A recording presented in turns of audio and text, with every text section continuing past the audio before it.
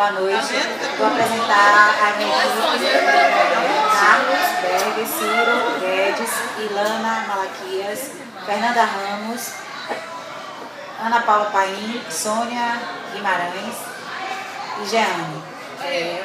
O tema que nós vamos tratar hoje é o enfrentamento da psicologia nas emergências e desastres.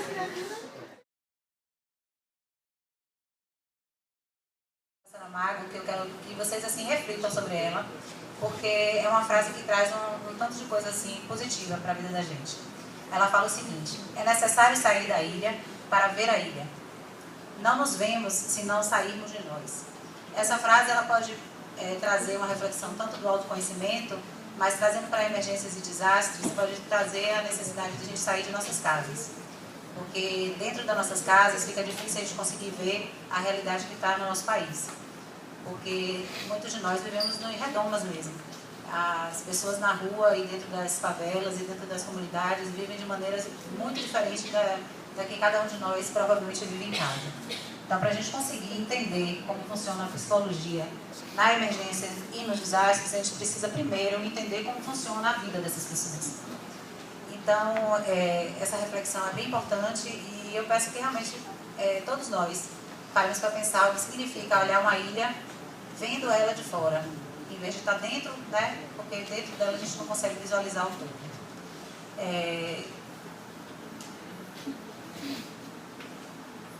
Os psicólogos no enfrentamento de desastres têm uma perspectiva de prevenção e preparação. Né? Por que no sentido de prevenção e preparação?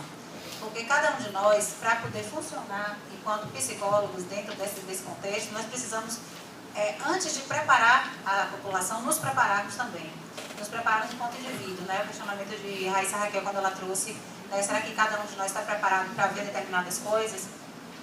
Essa preparação ela acontece a partir do momento que a pessoa está predisposta a atuar nesse contexto.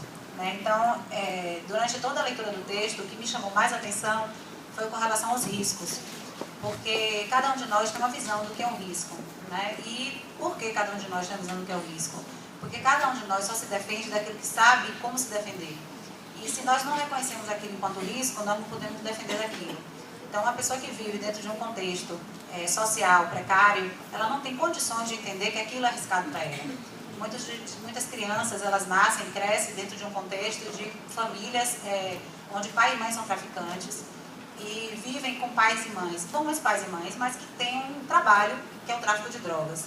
E vivendo dentro desse contexto de tráfico de drogas, elas vão para a sociedade em busca de também trabalhar com isso, achando que é um trabalho interessante, né? E é um trabalho que tem um retorno financeiro. E aí chega nós psicólogos achando que o tráfico de drogas é a pior coisa do mundo, entra na favela e não tem como compreender esse contexto para poder auxiliar. Né? Então, assim, a preparação primeiramente tem que ser em nós mesmos, enquanto indivíduos, para estar chegando nesse local e tendo condições de compreender a maneira como essas pessoas vivem, para poder, através disso, conseguir fazer algo para que aquela situação seja minimizada ou até extinta. Né? Então, assim, com relação à nossa intervenção profissional, em primeiro ponto, falar da intervenção do profissional de psicologia, né, que a gente tem uma visão muito de diagnóstico, né, porque a gente vem durante todo o curso aprendendo a diagnosticar, né, e essa é uma característica que a gente tem que ter muito cuidado quando se trata de emergências e desastres. Porque o papel fundamental não seria o de diagnóstico. Porque isso aí a gente já viu até a médica trazendo aqui hoje, o tanto que é feito pelos próprios médicos. Então, na emergência e desastre, o papel do psicólogo é muito mais no sentido de preparar e prevenir, no sentido de conhecer o que significa risco. Então, tem essas três perguntas que para cada um de nós pode funcionar de maneira diferente aqui. Uma delas, como essas pessoas reconhecem o risco? Se cada um de nós parar aqui para pensar o que é um risco, pode ser que seja bem diferente o que Cristiano, né, acha que é risco para o que Ana Paula pensa que é risco.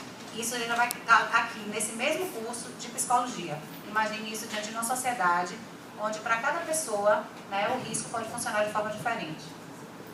Qual o critério adotado para determinar se o risco é aceitável? Né? Quem somos nós para poder dizer qual o risco que é aceitável ou não? Porque temos receio com relação a determinados eventos e ignoramos outros. Eu vou trazer aqui para vocês agora um exemplo claro de como funciona a questão do risco. Eu tenho uma funcionária que ela me contou que a coisa que ela mais gostava de fazer quando ela era criança era quando a favela inundava. Porque quando inundava, ela podia nadar na lama com as amigas. E era um momento muito prazeroso para ela, ela conta até hoje com muita alegria. Porque ela saía com as amigas fugidas e aí iam para os becos e lá elas nadavam à vontade, né? Porque elas conseguiam realmente nadar na água e nadavam junto com os ratos. E elas achavam legais os ratos nadando. Né? E elas eram crianças nesse contexto. E se você pegar uma criança no contexto social, que tenha um padrão de vida onde nada na piscina, provavelmente ela vai ficar horrorizada de ver aquela outra criança nadando na lama com rato achando legal. Então isso aí é pra gente só ter noção de como o risco é bem diferenciado entre as pessoas. Na construção da prática psicológica, a cultura de prevenção é premissa para a atuação, norteada numa perspectiva social e preventiva da psicologia. A defesa civil é um lugar novo para fazer algo que era conhecido pelos profissionais de psicologia. A interface com a defesa civil abria a porta para que psicólogos pudessem se envolver na realização de atividades voltadas para a prevenção dos desastres. Qual o papel da psicologia como ator social no enfrentamento dos desastres? Na verdade, assim, eu não vou ler aqui o que está no slide, porque eu trouxe algo assim, interessante, que foi da fala de uma...